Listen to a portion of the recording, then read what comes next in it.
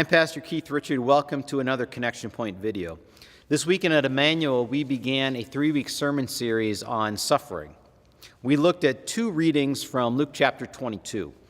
The first was when Satan entered Judas and he agreed to betray Jesus, and the second reading was the actual betrayal of Jesus that takes place in the garden.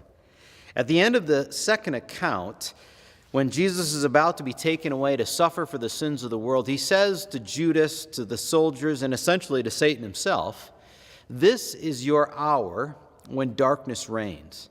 Now, what was going on here?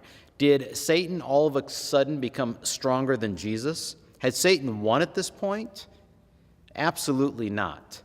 Jesus is in complete control.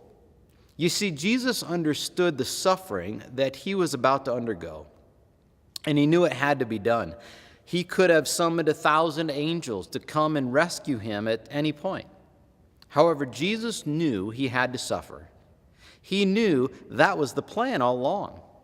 Jesus went willingly to the cross. He did not resist his Father's will. Any suffering we have experienced or will experience could never compare to the suffering that Jesus would endure.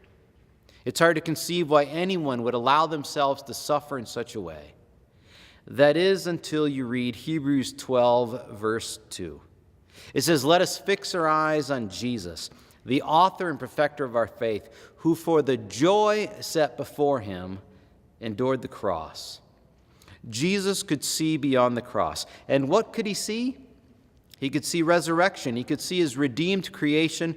And of course, he could see you and he could see me, forgiven and marked as children of God. Have a great week in the Lord.